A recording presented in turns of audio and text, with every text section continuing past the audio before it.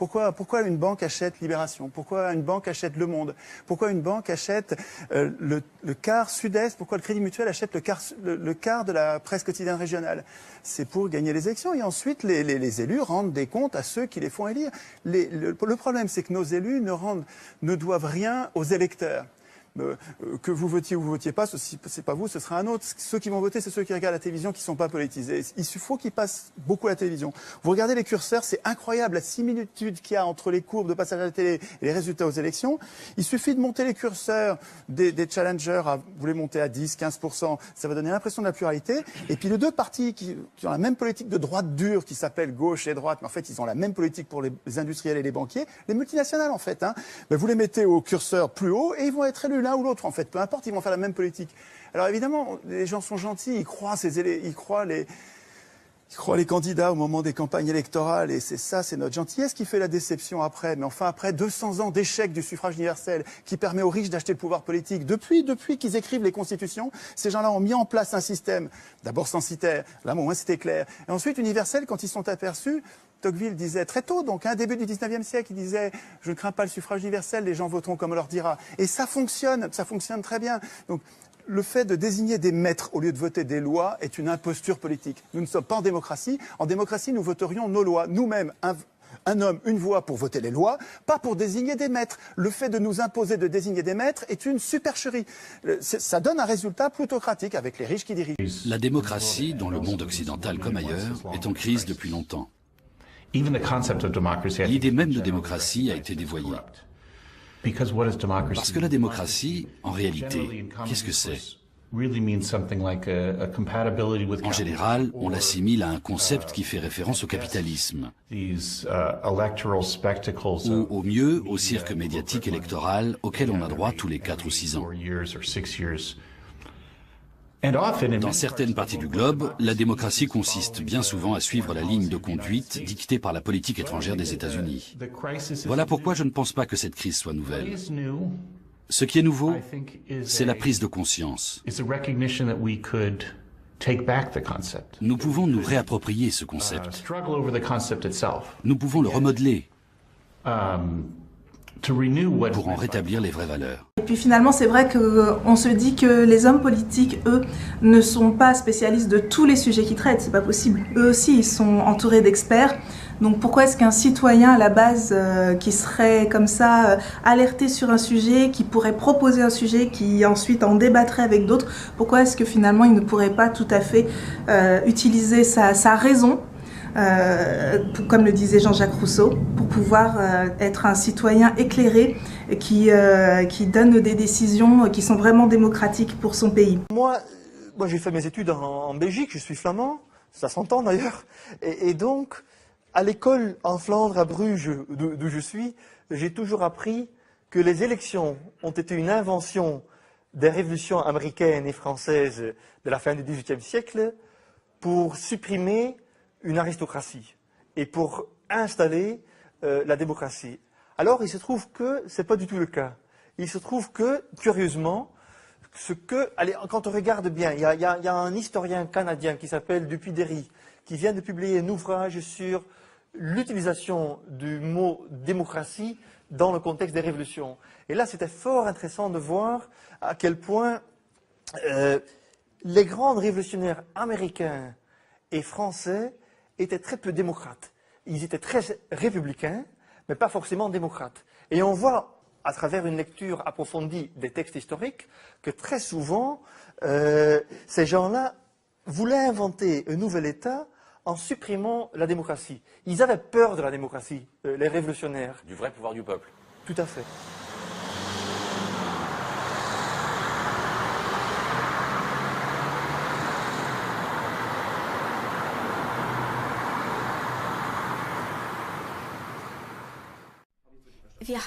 Nous avons développé la démocratie représentative parce qu'il n'y avait pas d'autre moyen pour que tous ces gens puissent s'organiser. Avec l'invention d'Internet, on a en quelque sorte totalement effacé la distance entre les gens. En 1 minute, nous pouvons poser la même question à des quantités de personnes dans le pays et en un clin d'œil obtenir des réponses. Ce n'est pas tout. Ces questions ne doivent pas forcément venir des dirigeants. Chacun peut poser les questions qu'il veut et chacun a le droit d'y répondre. Le problème avec la démocratie liquide et avec la participation en général, ce n'est pas que les gens n'en veulent pas ou que les outils sont trop compliqués. C'est qu'ils n'y sont pas habitués. C'est une question culturelle. Il faut éduquer les gens et organiser des débats publics pour qu'ils comprennent à quel point il est important qu'ils s'investissent dans la société dans laquelle ils vivent. Jon Gnarr souhaite que les citoyens s'impliquent davantage dans la gestion de leur ville. Sur le site internet Meilleur Reykjavik, on peut soumettre de nouvelles idées pour la ville, avec de grandes chances de les voir se concrétiser.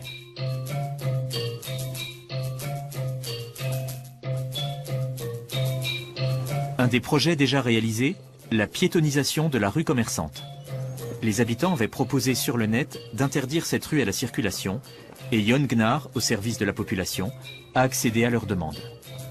En septembre 2011, c'est Wall Street à New York qui est occupée par les manifestants. Ils veulent mettre fin à la spéculation et réclament une politique moins dépendante de la finance. Durant des semaines, les militants campent dans le parc Zuccotti et organisent des assemblées. Occupy Wall Street devient le mouvement protestataire le plus important d'Amérique du Nord.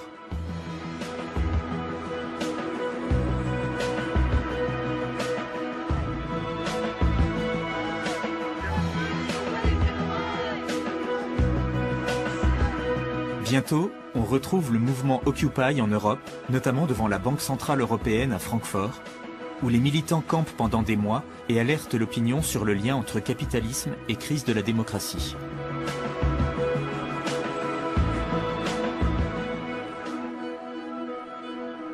Même si les campements ont disparu et que le mouvement s'est essoufflé, Occupy est devenu un symbole de résistance. La résistance contre une minorité qui détient le pouvoir et décide du destin de millions de personnes. Son cri de guerre est « Nous sommes les 99%. Et les symboles persistent.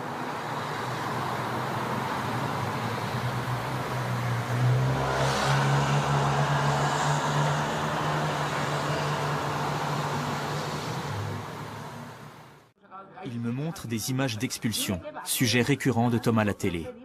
On en compte des centaines tous les jours en Espagne. Les gens perdent leur logement parce qu'ils ne peuvent plus rembourser leurs prêts immobiliers. Les victimes s'organisent et les militants du 15M leur viennent en aide. Tous les jours, on diffuse sur Internet les adresses et les horaires de nouvelles expulsions dans le but de rassembler le plus de manifestants possible et d'empêcher ainsi la saisie des logements. Et ça marche, notamment grâce au reportage de Tom à la télé. Il ne faut pas oublier que tous les grands changements de ces dernières décennies ont été initiés par la société civile.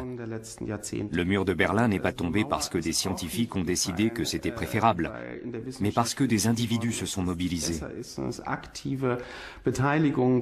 Les véritables innovations sociales comme l'autopartage, les maisons multigénérationnelles ou l'agriculture biologique ne sont pas des initiatives issues de l'économie, de la science ou de la politique.